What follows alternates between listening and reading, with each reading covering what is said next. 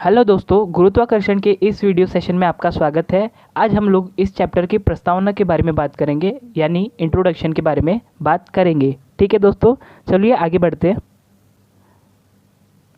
गुरुत्वाकर्षण बल एक वैश्विक बल है जो केवल पृथ्वी पर स्थित दो पिंडों के बीच ही नहीं अपितु किन्हीं भी दो खगोलीय पिंडों के बीच में प्रयुक्त होता है या फिर काम करता है।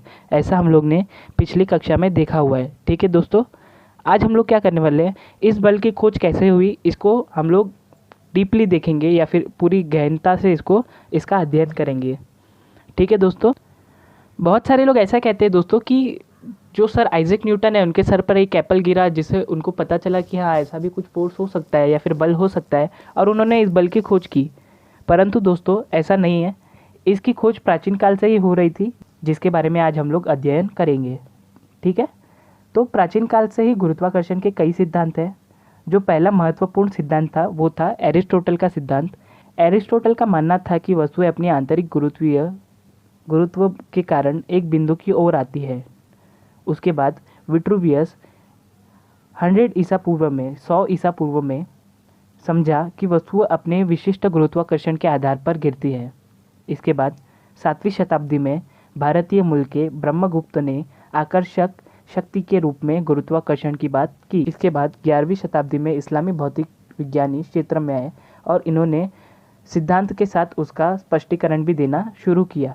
ठीक है, उन्होंने आते ही पहले क्या किया, उन्होंने आते ही एरिस्टोटल के सिद्धांत को खारिज कर दिया और इब्न सीना नामक वैज्ञानिक ने आवेग के सिद्धांत का प्रस्ताव रखा।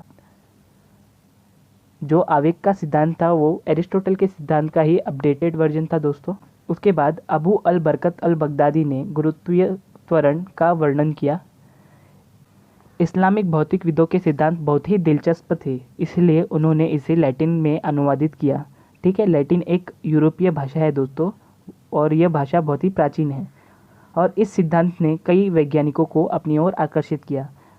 ठीक है दोस्तों, जिसके फलस्वरूप गैलीलियो नामक एक वैज्ञानिक ने मुक्त पतन के सिद्धांत का प्रस्ताव रखा। मुक्त पतन का सिद्धांत हम लोग आने वाले वीडियोस में देखेंगे दोस्तों। गैलीलियो के अवलोकन का अध्ययन करके केपलर ने ग्रहों की गति के संबंध में 3 कानूनों का प्रस्ताव रखा, जिसने अपने सिद्धांतों को साबित करने के लिए न्यूटन की बहुत मदद की। फिर 16वीं शताब्दी के प्रारंभ में वैज्ञानिकों ने गुरुत्वाकर्षण स्थिरांक की खोज की। ठीक है दोस्तों, अब क्या हुआ, ये जो सिद्धांत थे, ठीक है, वैज्ञानिकों ने उन सिद्धांतों को पूरी तरह से समझाया नहीं और उसके बाद भी अगर समझा भी दिया था तो वो एकजुट नहीं थे, अलग अलग बिखरे हुए थे सारे सिद्धांत। इसलिए न्यूटन ने दुनिया को समझाने के लिए सभी सिद्धांतों का अध्ययन किया और उन्हें जोड़ने का प्रयास किया। अब वो बिखरे हुए थे तो उन्हें जोड़ने का न्यूटन ने प्रयास किया और वह इस प्रयास में सफल रहे। इसके फलस्वरूप उन्होंने 5 जुलाई 1687 को अपनी पुस्तक दी प्रिंसिपिया में गुरुत्वाकर्षण के सार्वभौमिक नियम प्रकाशित किए। तो मैं आशा करता हूँ कि आपको समझ में आ ही गया होगा कि गुरुत्वाकर्षण की खोज कैसे हुई। आने वाले वीडियो में हम लोग वृत्ताकार गति और केपलर के नियम के बारे में बात करेंगे। ये दोनों ही चीज़ें बोर्ड के पॉइंट ऑफ व्यू से बहुत इंपॉर्टेंट हैं। धन्यवाद दोस्तों, अगर आपको मेरा वीडियो अच्छा लगा तो अपने दोस्तों के साथ शेयर करो और इस चैनल को सब्सक्राइब करो। Thank you friends.